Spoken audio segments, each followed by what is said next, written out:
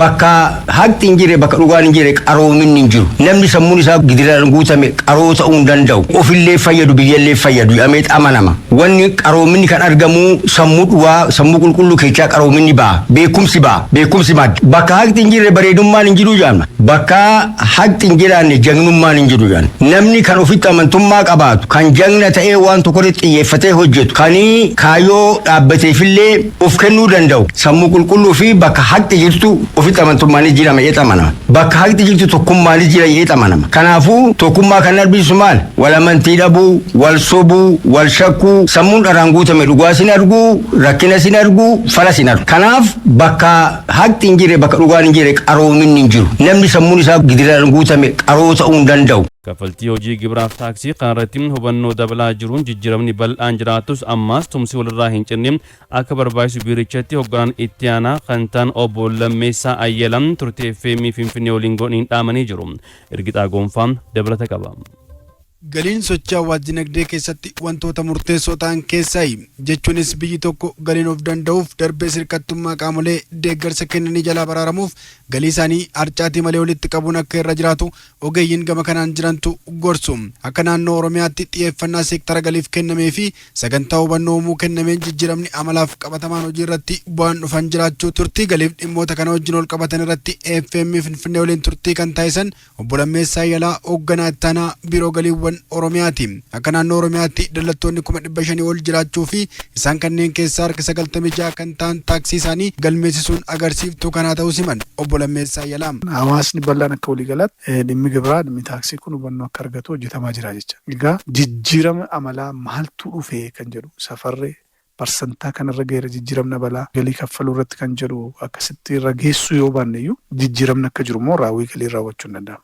Fakkeenyaaf bara kana kaffaltoota gibiraa 500 ol qabnu keessa parsantaan 96 ofii isaatiin yeroo seeraan taa'e keessatti taaksii beeksisa. Adabbii malee jechuudha. Parsantaa 96 adabbii malee beeksisuu jechuun waan salphaa miti jechuudha. So gibirri kun yoon yeroo kana dabarse na adabsiisaa. Rakkoo biraanatti fidee dhufaa jedhee hubannoo sanarraa ka'ee gara kaffaltiitti dhufeeraadha. Kaka'umsi galiif hubannoon bal'aan jiraatus haqummaan hojjechuuf hojjechiisuu irratti hanqinni jiraachuus kaasan obbo Lammeessan. Garuu hubannoon kun immoo guutuudhaa jennee moo ilaaluu hin danda'a. Guutuu immoo miti fakkeenyaaf. Taaksii yeroo beeksuun hubannoodha. Haa ta'u malee taaksii sirrii fi taaksii dhugaa beeksuu dadhabuun immoo rakkoodha jecha. So taaksii sirrii yeroo sirrii keessatti beeksisutu hubannoo sana guutuu godha jecha. Taaksii sirrii isaa malu kan sirri itti isaa bu'u beeksisuu irratti ammallee hanqinni hubannoo jira jecha. Kun maaliif ta'e baroota darban keessatti seenaa Itoophiyaan qabdu kana keessatti namoonni taaksii irraa miliquu ammayyummaa godhanii ilaalaa turan. Taaksii xiqqoo kaffaluu ammayyummaa godhanii ilaalaa turan. So sun ammallee hawaasa keessaa hin baane jecha. Hojiin gibiraaf taaksiin galii walitti qabu kun hojiilee birootii fi fedhii gaafilee misoomaa akka biyyaattis ta'e naannichaatti barbaadamu guutuuf murteessaa ta'e kun bu'aa bahii kan qabu ta'uu himuun kanuma keessa bara bajataa 2017tti dallattoota sadarkaa adda addaa irra jiraniif isaan biroorraa galii gibiraarraa birrii biliyoona 200 fi biliyoona 5 ol walitti qabuuf karoorfamuu fi amma gabaasni kun qindaa'etti harki 37 raawwachuu fi dhimmoota galii gibiraaf taaksii irratti FM Finfinnee waliin wayitaa turtii taasisanitti kan himan obbo Lammeessaa Ayyalaa hoogganaa itti aanaa biiroo galiiwwan Oromiyaati. Karoorri bara karoorsine biliyoona 200 fi biliyoona 5 tuqaa 4 akka sassaabuudhaa fi 2017 keessatti ji'a 5 darban kana keessatti naannoo biliyoona 76 tuqaa 4 sassaabnee jira. Waggaarraa parsantii 37 irra jira jechuudha. Egaa raawwiin kun raawwii baay'ee gaarii fi abdachiisaadha jennee fudhachuu danda'a. Garuu ammas hanga ji'a 5 keessatti sassaabuun nurra jiru wajjin harcaatii akka qabu namatti argisiisaa jira. Haa ta'u malee bara 2015 fakkeenyaaf duubatti deebitee ilaalte 2015 waggaa 2 dura waggaa ji'a 12 keessatti yookiin waggaa guutuu keessatti biliyoona 83 sassaaba. Amma bara kana immoo ji'a 5 keessatti biliyoona 76 tuqaa 4 sassaabuun dinagdeen Oromiyaa keessatti socho'u kun kana caalaa sassaabuu akka danda'u humni akka jiru sassaabuu akka dandeenyu namatti argisiisaa jira. Galiin gibiraa akka naannoo Oromiyaatti amma yoonaa raawwatame kun karoora waggaarraa gadaanaa ta'us wanni amma yoonaa hojjetame kan baroottan darbaniitiin wal bira qabame yoo ilaalamu kan dhugaa guutuu hojjetamedha kan jedhan obbo Lammeessan raawwii kanaan olitti milkeessuuf ga'een qooda fudhattoota murteessaa ta'us dhaaman. Namni adda waraanaa deemee lubbuu isaa biyya kanaaf kennu biyya kana tursiisuuf lubbuu isaa kenna. Namni immoo nagada keessa jiru biyya kana tursiisuuf darsanii kennuu danda'u ture jiraata. Nagaa isaa eeggachuuf biyya kana milkaa'ina barbaadu bira akka isheen geessu gochuudhaaf nagahee kennee taaksii sassaabee amanamee yeroo seeraan taa'e keessatti waajjira galitti galchuu qaba. Ji'aan kan galchuu qabu ji'aan, waggaan kan beeksuu qabu waggaan beeksuu qaba jecha. So yoo kana goone doofummaa amma keessa jirru dubartoota amma keessa jiru keessa yeroo gabaabaa keessatti keessaa bahuu danda'a. Qobaa fiigee eenyuu eessa gahuu hin danda'u. Biyya hiyyeessa keessatti namni duroomaan addatti uumamu hin jiru. Itoophiyaan hiyyeetti yeroo ta'e sooressi guddaanis hiyyeessa jedhamee waamama. Hiyyeessis hiyyeessuma jedhamee waamama. Akka biyyaatti jijjiirama fiduudhaaf gahee isaa bahuu qaba kaffalaan gibiraa jennee yaadna. Gama biraan hawaasni bal'aan bittaa raawwatu kan meeshaa ta'u kan tajaajila warra nagahee kennuuf dirqama qaban irraa akka bitu hin jajjabeessa.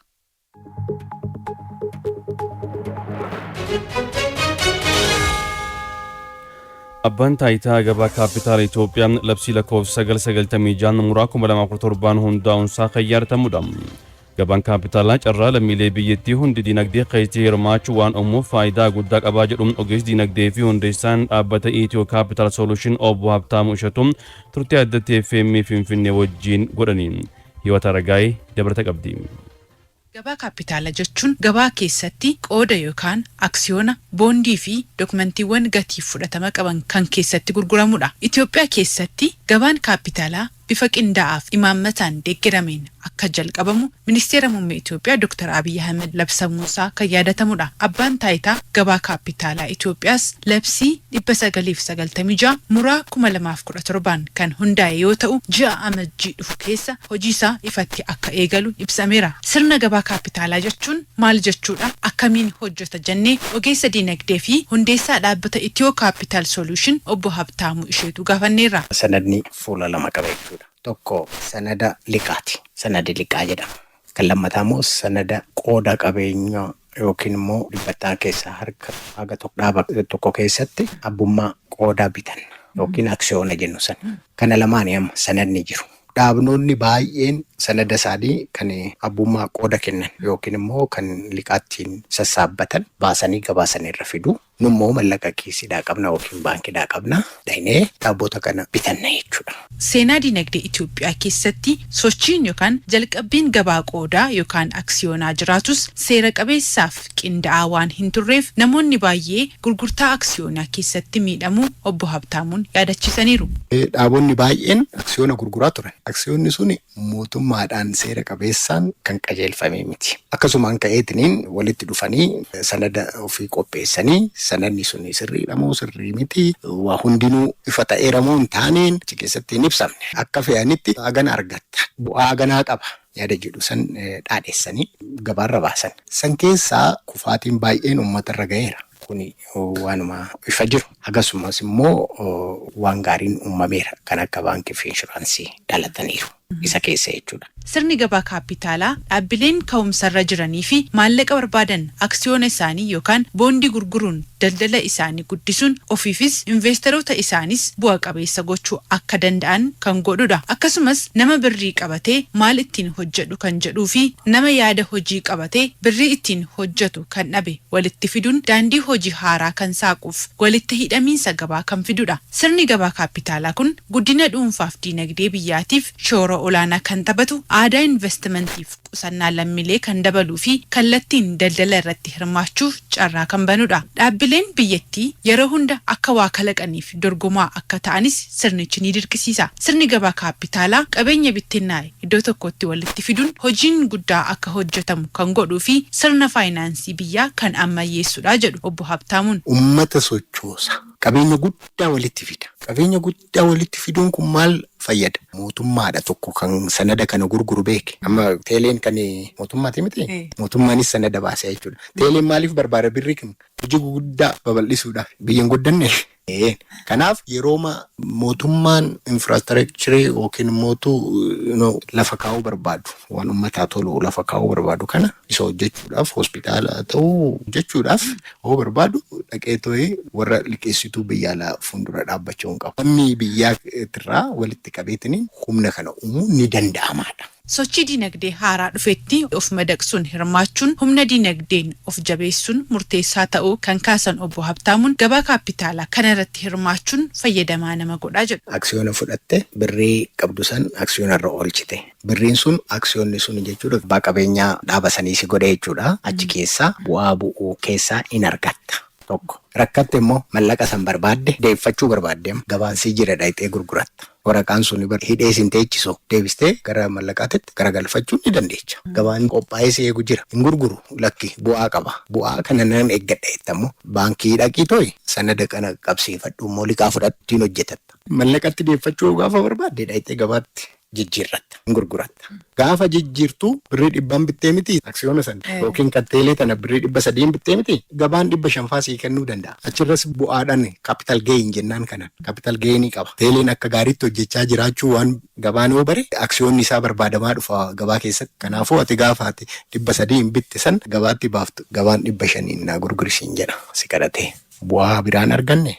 Aadaa Oromoo keessatti ilmoon namaa kun uumama hundaaf bakka kenna. Uumama hundaa dhageeffata. Uumama hundaa sirnaan ilaalaa nagahaan jiraataa jechuudha. Misooma inni jennu diinagdee inni jennu kun kana keessaa baha. Kana keessaa dhalataa jechuudha. Yoo uumamni hundi nagaa qabaatan kana gochuu beektaa seera raammoo raaratti jedhee raammoo ijaan mul'atuuf ijaan hin mul'anneefi seera tume. Seera mukaa mokonnoo jedhee seera bosonaa fi bineensa bosona keessa jiraatu kan lafa keessa jiraatu dabalate. Seera dheedaareeraa jedhee yookiin seera maddaa margaa jedhe seera bishaanii fi waan bishaan keessa jiraatu kana hunda uumamaaf bakka waan kennuuf yoo kun hundi eegame misoomni jiraa jechuudha. Yoo kun hundi eegame diinagdeen jiraa jechuudha. Ilaalchi Oromoon diinagdeef qabu isa kana nama sadarkaadhaan qooduun hin jiru gadaa keessa nama gartuudhaan ka adda qoodu kun gadaa Oromoo keessa hin jiru beektaa. Warra olaanaa warra jiddugaleessa warra gadaanaa gabaabaa dheeraan yookiin warra akkasii gosa gadaan gosa olaantuu jechuun hin jiru. Namooma irratti ijaarame gadaan kun. Namaa miti bineensa kaaniifuu jenne miti namooma irratti ijaarame waan ta'eef gadaa keessa wanni akkasii hin jiru jechuudha. Sirni burjaazii sirni akkasii kun gadaa Oromoo keessa aadaa Oromoo keessa hin jiru. Nama kamiyyuu ta'e gosa kamiyyuu ta'e biyya kamiyyuu dhufe aadaaf duudhaa Oromoo kana barbaada jennaan lakkii